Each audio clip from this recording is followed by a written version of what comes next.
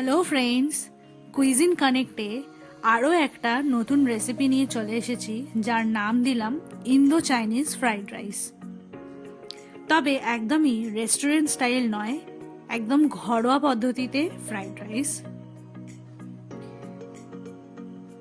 Indo Chinese fried rice বানাতে প্রথমেই একটা এরকম বাটির মাপে নিয়ে নিয়েছি 3 বাটি মতো বাসমতি রাইস। তবে বিরিয়ানি রাইসের মতো অত বড় দানার চাল নিইনি। এছাড়াও তুলসীভোগ চাল বলে একরকম চাল পাওয়া যায়, যেটা দিয়েও এই ফ্রাইড রাইসটা বানানো যেতে পারে। চালটা ভালো করে ধুয়ে অন্তত 2 ঘন্টার জন্য ভিজিয়ে রাখতে হবে। এবার তবে ফ্রাইড রাইসের জন্য যা যা সবজি লাগবে সেগুলো রেডি করে নিই। এখানে রাইসের পরিমাণ অনুযায়ী নিয়ে নিয়েছি 2 বড় সাইজের পেঁয়াজ, 2 মিডিয়াম সাইজের গাজর, 50 গ্রাম মতো বিনস, আর 4-5টা কাঁচা লঙ্কা, হাফ মতো ক্যাপসিকাম, আর অল্প একটু কড়াইশুঁটি। গাজর, ক্যাপসিকাম আর পেঁয়াজগুলো এরকম ছোট ডাইসের আকারে কেটে নিয়েছি। বিনসগুলো যতটা পেরেছি ছোট করে কেটে নিয়েছি, আর লঙ্কাগুলোকে একটু চিড়ে নিয়েছি। এতে খুব সুন্দর একটা ফ্রাইড রাইসের স্বাদ হয়। 2 ঘন্টা পর ভাতটা এবার করতে বসাবো। জলটা গরম হয়ে গেলে তাতে চাল দেব আর শুধু নুন দেব। আচ্ছা, ফ্রাইড রাইসের জন্য যেহেতু ভাতটা বানানো হচ্ছে, সেজন্য তাকে 80% মতন কুক করে নামিয়ে দিলেই হবে।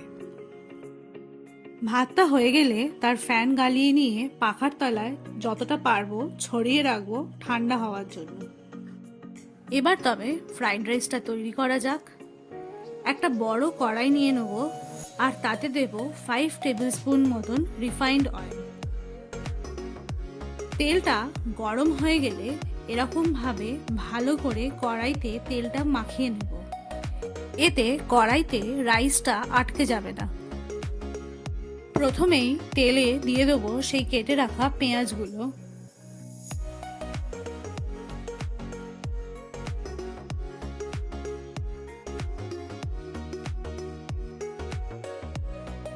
পেঁয়াজগুলো হালকা ট্রান্সলুসেন্ট কালার হয়ে গেলেই তাতে দিয়ে দেবো গাজর আর ওই কেটে রাখা বিনসগুলো।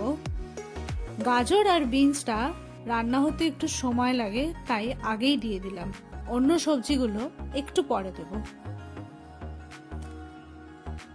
ভালো করে নাড়াচাড়া করে মিশিয়ে নেব।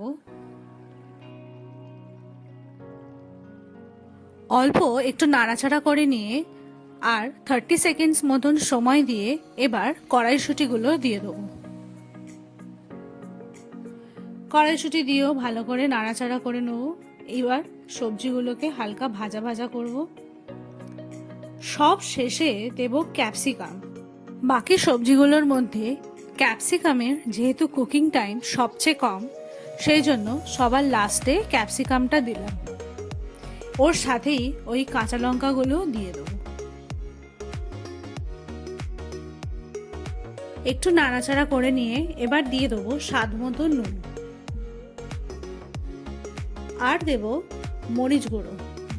এখানে 1 টেবিল স্পুন মতন মরিচ গুঁড়ো দিয়েছি। ভালো করে সবকিছু মিশিয়ে নেব। আর দেব 1 to 2 টেবিল স্পুন মতন ডার্ক সোয়া সস। যেরকম রোড সাইড চাইনিজ ফ্রাইড রাইসে একটা ডার্ক সোয়া সসের হালকা একটা স্বাদ থাকে, সেই টাচটা দেওয়ারই চেষ্টা করেছি। সব কিছু ভালো করে মিশিয়ে নিয়ে ওই মোটামুটি 1 মিনিট মতন টাইম দিয়ে আগে থেকে সেদ্ধ করে রাখা ওই রাইসগুলো এবার মিশিয়ে দেবো। আচ্ছা, এই পর্যায়ে যদি মেশাতে অসুবিধা হয় তাহলে গ্যাসটা বন্ধ বা একটু লো ফ্লেম করে নিয়ে আগে ভালো করে মিশিয়ে নিলে ভালো হয়। তা না হলে ধরে যাওয়ার চান্স থাকতে পারে বা কড়াইতে আটকে যাওয়ারও চান্স থাকতে পারে। রাইস আর সবজি ভালো করে মিশিয়ে নিয়ে এবার গ্যাস ওভেন বন্ধ থাকলে সেটা চালিয়ে নেব।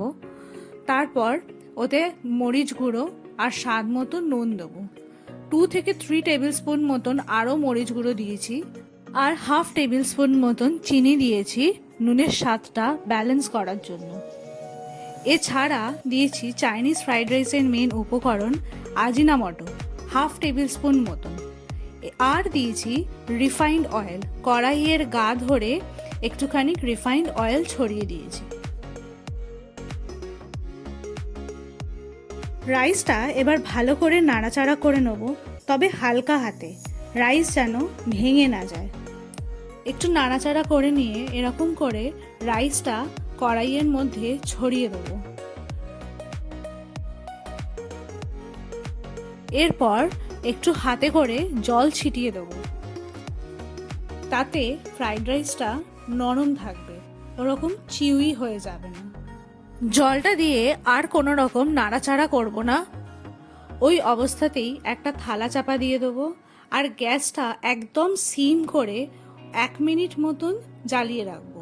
তারপর বন্ধ করে 10 মিনিট স্ট্যান্ডিং টাইম দিয়ে ফ্রাইড রাইসটা খুলে দেখবেন রাইস আমাদের রেডি।